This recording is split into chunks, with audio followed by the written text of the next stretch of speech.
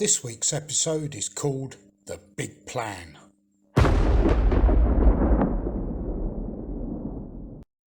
Before I begin with this week's video, I'd like to start with some sad news.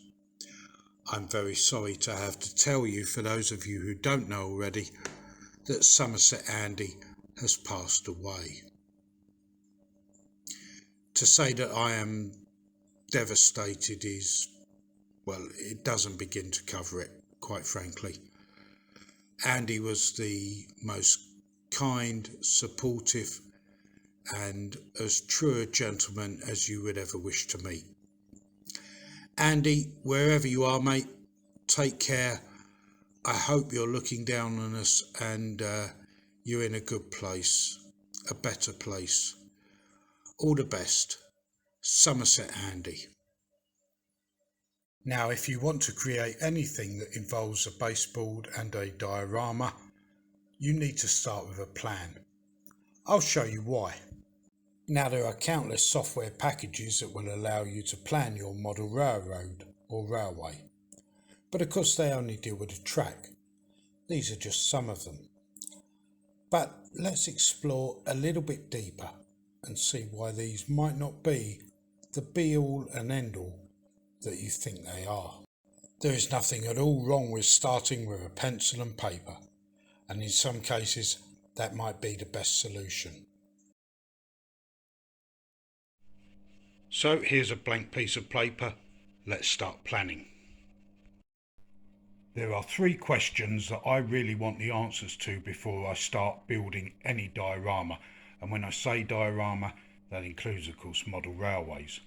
Firstly, I want to know the size of the diorama, and bear in mind here I'm not talking about the scale of the work, whether it's 00 gauge or 1/76 scale, whatever.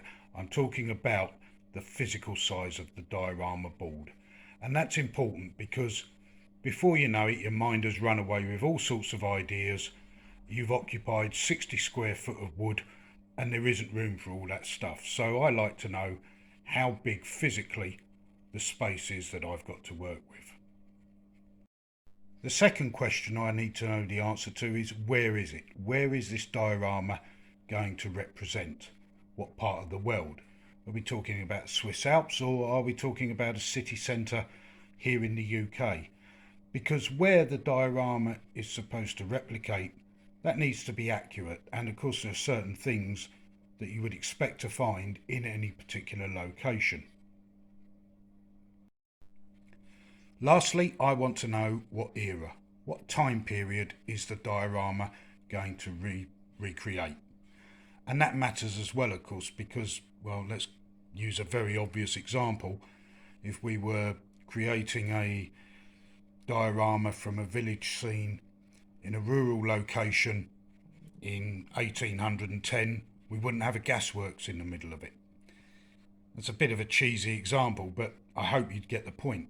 You need to know when the diorama is or what time period that diorama is going to represent.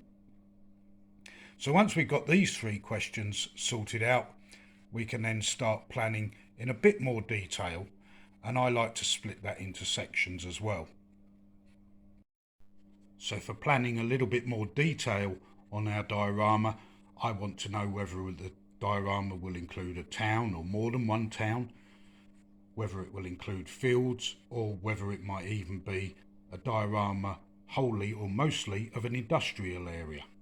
And all of these 3 things trigger various bits and pieces as a result. If it's a town, of course, you're going to have roads, you're going to have shops, you're going to have traffic, pedestrians, street furniture, all that sort of thing. In fields, in rural locations, you're more likely to have hedgerows, animals, agricultural plant working, tractors, farmers, all that sort of stuff.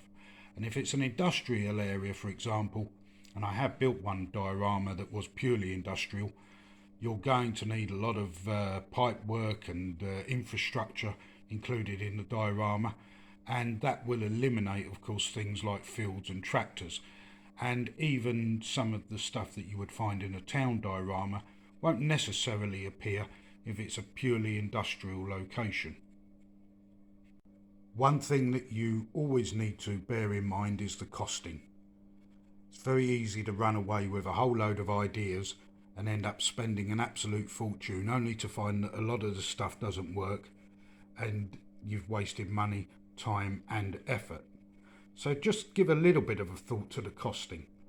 Of course, it's very easy to start by building a basic baseboard and adding a few bits of scenery, and that won't necessarily cost you very much. But if you start getting into the realms of buying lots of model vehicles and lots of buildings and spending a fortune on accessories, the costing can run away quite easily.